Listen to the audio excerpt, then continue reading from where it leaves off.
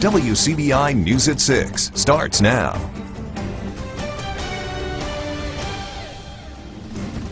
Thanks for joining us tonight. A man who spent nearly a year and a half on the run faces a judge today. Adrian Golden is accused of kidnapping and attempted murder of his wife, Kimberly Sisk, before leading law enforcement on a two-state search. Today, he was back in Calhoun County for his first court appearance. Our Ryan Livingston was there at the arraignment. She joins us in the studio with more.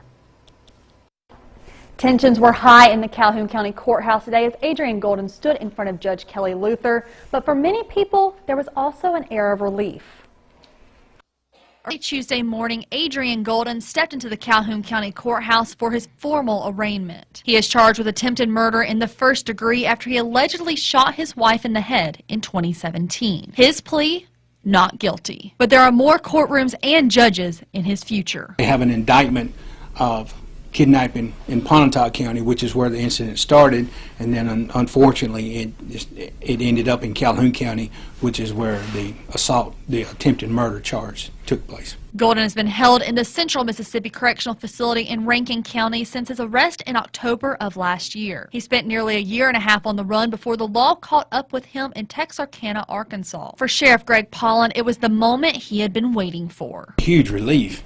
I mean, that was probably the longest 16 months of my life. The Sheriff's Office, the Bruce Police Department, which is actually where this started, we were in constant contact every day, every other day, texting, calling, emailing between us and the Marshal Service, and we would get tips. So in the end, we got that one piece of information that we needed, and then the Marshal Service was able to do their job. Golden's trial has been set for November 19th, and Kimberly Sisk, Golden's alleged victim, says she will be there. She's doing really, really good. All things considered, from where she was day one to today, is unbelievable. It's actually a miracle for a person to be shot in the head with a handgun. And as a matter of fact, she texted me last night, so I'm in contact with her quite often. She chose not to be here today, but she sent me a message, said I'll be sitting on the front row November 19th. So, first day of trial. Golden was denied bond for the attempted murder first-degree charge. He will face a judge in Pontotoc for the kidnapping charge at a later date. Two people accused of vandalizing the bully statue in the Junction are charged. Mississippi State University Police Chief Vance Rice says Mathis Tillingast and Timothy Yeldale are both charged with malicious mischief. Yeldale turned himself in to the Oktibbeha County Jail this past Thursday. The two men are accused of spray painting woo pigs on the statue ahead of the football game. If convicted, the two could face thousands in fines. Today is graduation day for 13 inmates at the Monroe County Jail. The men are the latest graduates of the Sheriff Department's Life Skills Program. It's a 12-week program hosted by Families First, and it helps the inmates build character and learn to make better decisions. Sheriff Cecil Cantrell says he's proud of the way the men have applied themselves and have been receptive throughout the past few weeks. While they're here, I mean, they're taking an opportunity to learn these things, but because when they get back out on the streets, they're going to be looking for jobs. They're going to be trying to rebuild their lives. This just gives them some more tools to put in the toolbox that they can bring out and use and take what they learned here and apply it in their lives when they do get out of jail. And the sheriff says the overall goal is to help these inmates become better citizens when they are released from jail. Time for a first look at our forecast. We'll turn it over to Chief Meteorologist Keith Gibson. Hey, Keith. Hey, Andrea, extensive cloud cover out there today. This is our Alpha Insurance time-lapse downtown Columbus. You can see the clouds moving on through. Some breaks out there, some teasers, but more clouds than anything else. Right now we have temperatures in the low 50s and upper 40s out there. We've actually warmed all day long. Breeze is still from the southeast at about 10 to 20 miles per hour. So we're watching rain develop to the west. That rain is going to move on in here later this evening and tonight. Temperatures gradually rising by the morning commute. Upper 50s, the low 60s, and then we'll cool things down again tomorrow afternoon. The latest forecast in just a few minutes. An 18-wheeler hauling sawdust creates an all-day mess in Ackerman. The crash happened just before 8:15 this morning at the intersection of Highway 12 and Business Highway 12. Choctaw County Sheriff's Department investigators believe the driver may have taken the turn a little bit too quickly and the load shifted. Wreckers with cranes were brought in to clear the sawdust pileup. Deputies cleared the crash scene about 3 this afternoon. The driver, we're told, had minor injuries. For a second time in 8 years, Smithville is without a grocery store. And just after rebuilding its only stop and shop less than a year ago. Our Blair Schaefer joins us in the studio to share how the community is now rallying behind the store owners. Blair? Andrea, the fire took everyone by surprise. Just as people were getting used to having a store back in town, within minutes it was turned to ash. It's really devastating. This loss was not planned. Around 7 p.m. last night, Smithville's only grocery store caught fire, leaving the city's people devastated. I'm very upset about it, and everyone in town is very upset about it. As soon as I heard about it being on fire, I came on down, and everybody here was very concerned. And he's still concerning us all. I've talked with the owner this morning, and he's still very upset about it. The emotions aren't just coming from the fire, but the work it took to finally bring a grocery store back to Smithville after a tornado in 2011. They worked really hard to get that business up and going for the citizens of Smithville, and we hate that they've lost so much. We've lost too. We hate it for everybody. The grocery store opened in April, and since then, over 1,000 additional tax dollars have been brought to the small city. So when Johnson says the loss impacts everyone, it actually does. It's going to hurt us bad. I mean, on our sale taxes, plus having a place for people to shop, and it's just very bad for us. We do feel like we're down again, and so we've got to work again to find out whether or not they're going to rebuild, and if not, we've got to get another grocery store in here so that we will have the things that we need. The needs of Smithville were always a priority for the owners. They started to bring in ground beef and fresh produce for the residents so they wouldn't have to leave town. But now the focus is no longer on people who live in Smithville. It's on the family who lost their new business. I just hate it for them. They're a great family. They don't actually live in Smithville but had plans to move here. And I just hate it for them. I know it's a great loss for them because they put a lot of hard work into it. I'm just hoping that they are able to overcome it on themselves and be able to come back for us. There is no new information on the cause of the fire, but Fire Chief Scott Morgan says the investigation will continue tonight, and hopefully they will get an answer by tomorrow.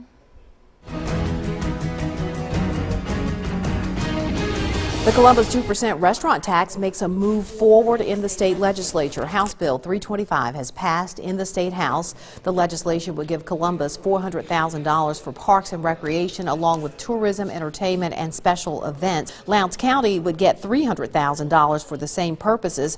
The Golden Triangle Development Link would get $250,000, while the Columbus Lowndes Convention and Visitors Bureau would receive the money that is left over.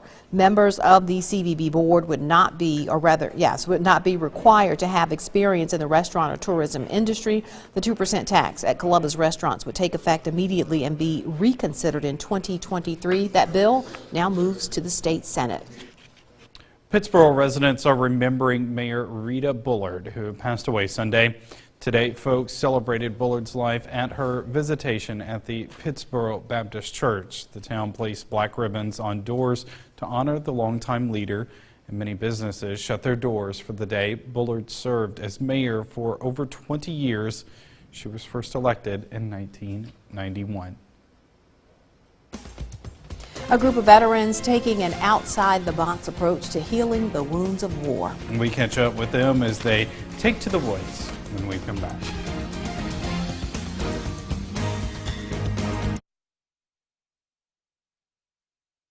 You're watching WCBI News at 6 with Andrea Self and Joey Barnes.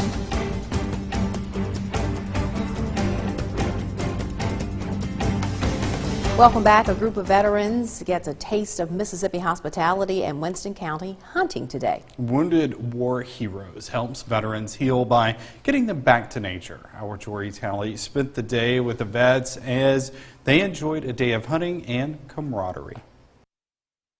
Bringing veterans together and helping them enjoy the outdoors. That's the mission of Louisiana-based Wounded War Heroes. The organization hosts over 100 events throughout the year. This week's hunting trip in Winston County was donated by a local resident and his good friend Todd Ronquillo. They pay for these guys' hunting license. They pay their gas to get up here. If they kill a big buck, they pay to get it mounted for them. I mean, the Wounded War Heroes takes care of these guys, and it's just a great organization of what they got here. The outdoor adventures include deer hunting trips, mountain lion hunts, and Alaska fishing trips. The group services over 200 vets across the country and gives them a chance to share experiences. Civilians don't see, what we have been through or what we go through, so when we get together and be able to talk to each other, it's great. And then even though, say we go on a deer hunt like this, even if we don't shoot a deer, just bonding with everybody is great. Just being out and outdoors has been awesome. Executive board member Terry Ronquillo says putting veterans outdoors helps with their healing and is their way of giving back to them for their service to the country. The thing that tugs at my heart the most, and I get a little emotional, is my baby is 30 years old, and I see kids younger than her that'll never have a normal life again. So I want to try to help them make it as normal as they can to get back into society and just function as a normal person again. Two-time Purple Heart recipient and Wounded War Heroes Vice Chairman Mike Chesney has been a part of the group from the start. Every time we get a new veteran in, to see the change that comes over them just by spending a few days with them, they're real quiet when they first come in, they're a little reserved, and then they realize that nobody's asking them for anything. All we want them to do is come and sit and talk, and before it's over with, they're hugging everybody's back and shaking hands, and they've made lifelong friends. The organization is funded by private donations, with 96% of the money raised going to the veterans. This vet says being a part of the organization allows him to do things he wouldn't have the opportunity to do otherwise. Whenever you look at like other groups and how they disperse their contributions, it's lopsided, whereas with this, they can show almost 100% where everything that goes to them is going back to us.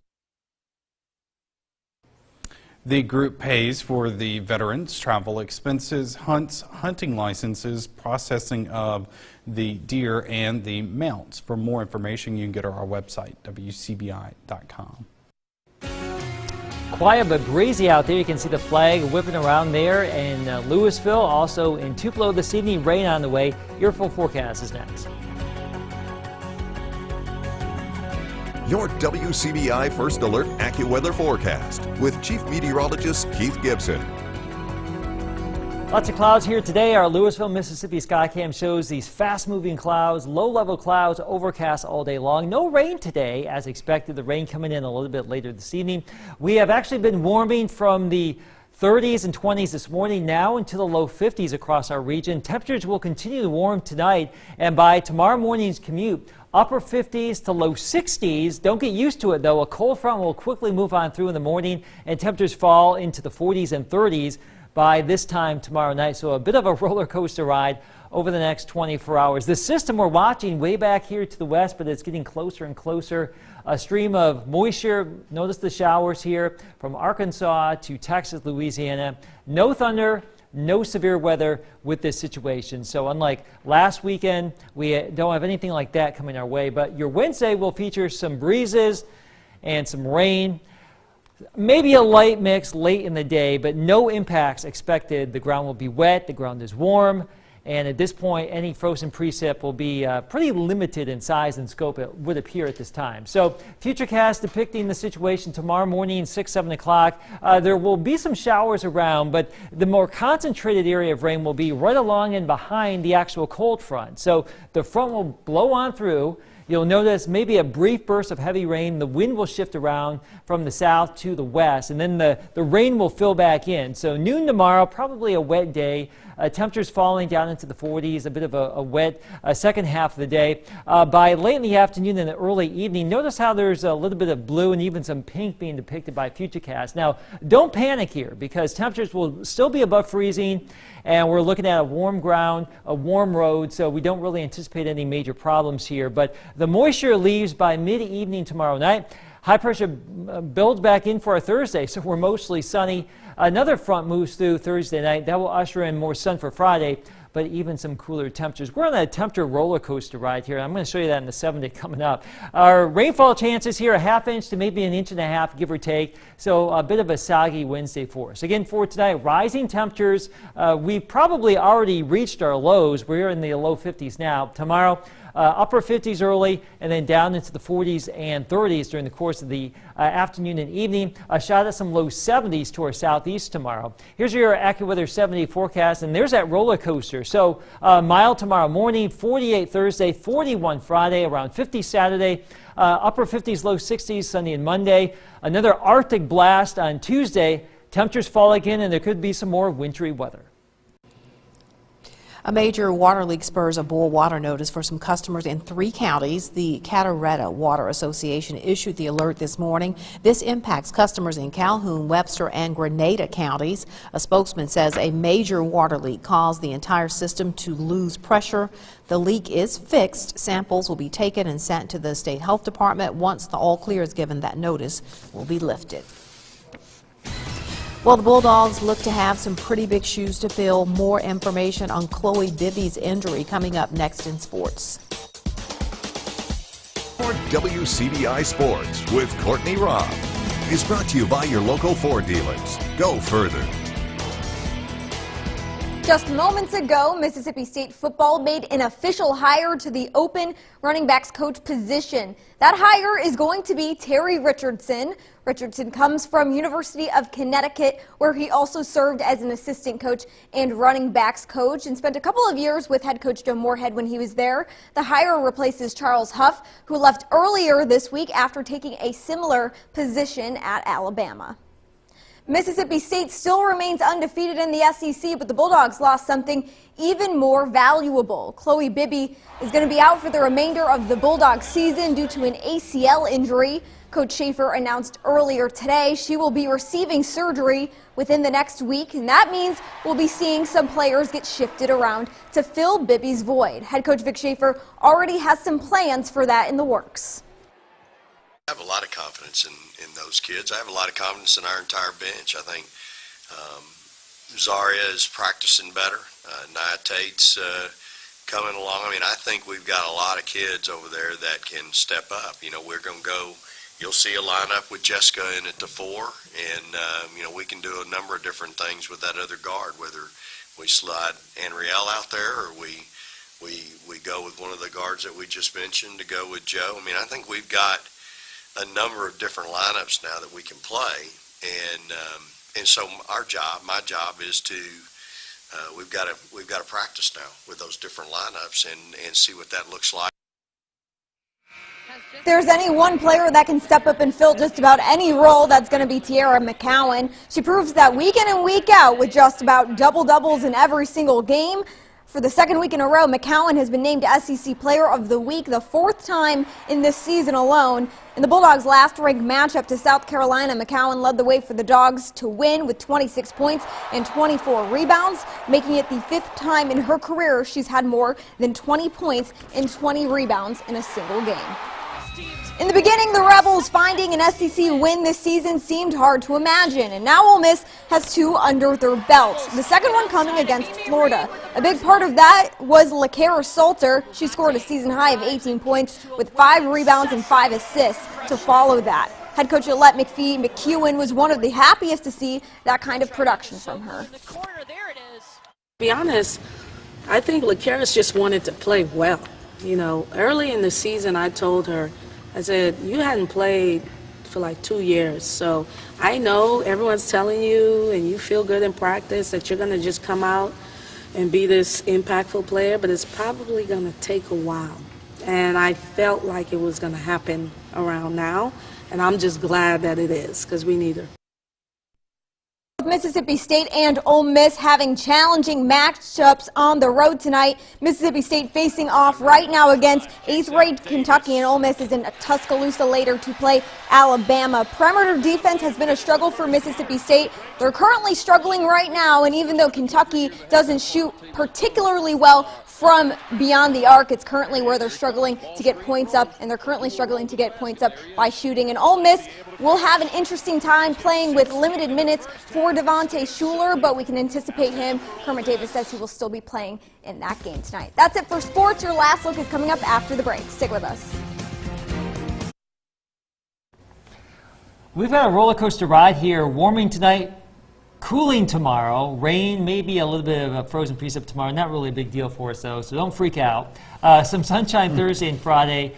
We've moderated temperatures this weekend. It's looking a little bit better by Sunday and the Monday. And then I think the next big item here could be sometime late Monday into Tuesday, another Arctic front that could actually give rise to some colder air, maybe some wintry weather. Just curious about what constitutes a freak out. Is that the grocery store run, or? I don't want to hear it. Don't contact Calling me. you. I don't know. Thanks for joining.